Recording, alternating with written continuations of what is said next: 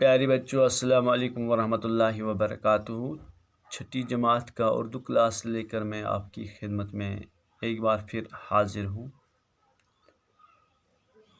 اس class میں ہم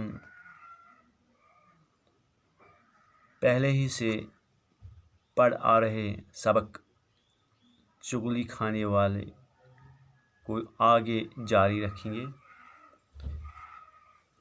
تو آج یہ سبق انشاءاللہ مکمل ہو جائے گا۔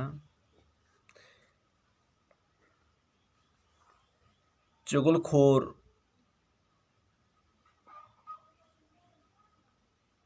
وہاں سے رخصت ہو کر سیدھا کسان کے بھائیوں کے پاس پہنچا۔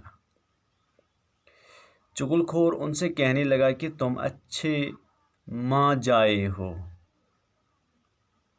تمہارا بھائی ہر چوتھے روز اپنی بیوی کے بھائیوں سے پٹتا ہے اور تمہیں اس کی کوئی خبر نہیں۔ کسان کے بھائی غصے سے تل ملا اٹھے۔ چغل خور نے یقین دلانے کی خاطر ان سے بھی کہا کہ کل دوپہر کو کھیتوں میں آ کر دیکھ لینا۔ دیکھو کیسی تدبیریں چغل خور نے کی ہے۔ کسان کے بھائیوں کو بھی ورگلایا اور کسان کی بیوی کے بھائیوں کو بھی ورگلایا، اور اس طرح سے اس نے ایک بہت بڑی لڑائی کو جنم دیا۔ دوسرے دن کسان کی بیوی کھانا لے کر کھیتوں میں گئی۔ روٹی رکھ کر وہ کسان کے پاس ہی بیٹھ گئی۔ کسان بڑے غور سے اس کی حرکتوں کو دیکھنے لگا۔ بیوی نے روٹی قریب کرنے کے بہانے کسان کے اور نزدیک ہونے کی کوشش کی۔ اس پر کسان ذرا پیچھے کھسک گیا۔ اب بیوی کو یقین ہو گیا کہ دال میں کچھ کالا ہے۔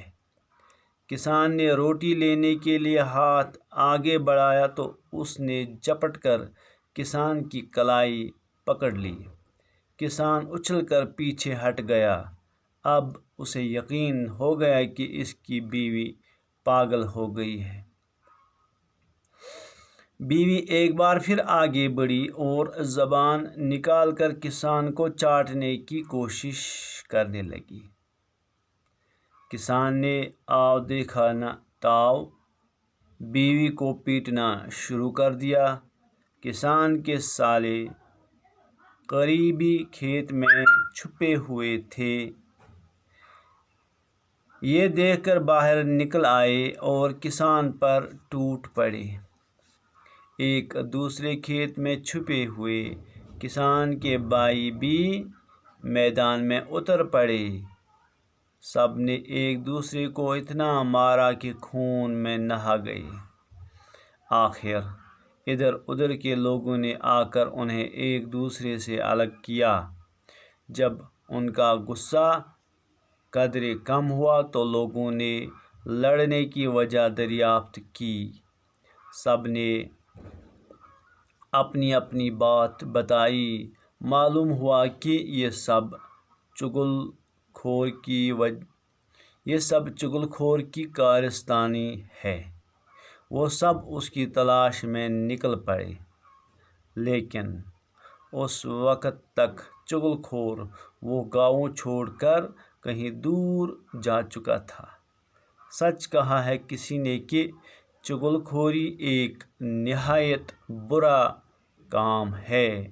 چغل خور کو اللہ سخت سزا دیتا ہے اور قیامت کے روز وہ ذلیل و رسوا ہوگا۔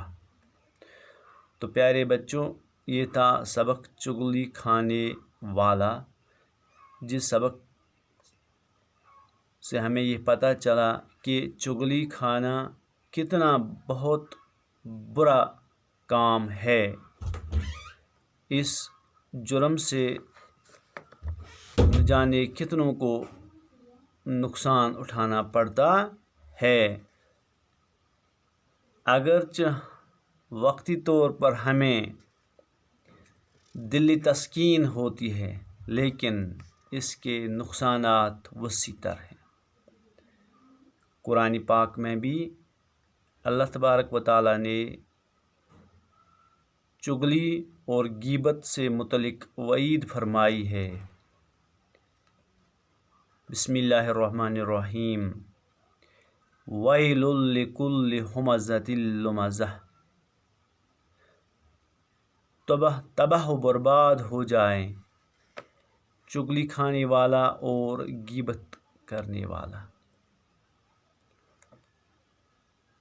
تو چغلی کھانے والے کو ہم انگریزی میں سکینڈل مونگر کہتے ہیں۔ اللہ تعالیٰ سے دعا ہے کہ وہ ہمیں اس برائی سے بچائے۔ اور پیارے بچوں، آپ بھی یہ نصیحت ہمیشہ یاد رکھیں کہ ہم کسی کی چغلی نہیں کھائیں گے، ہم کسی کی غیبت نہیں کریں گے، اپنے آپ کو ان گناہوں سے بچانے کی بھرپور کوشش کریں گے تو اللہ ہمیں ضرور اس کا اجر دے گا۔ اجازت دیجیے، اللہ حافظ۔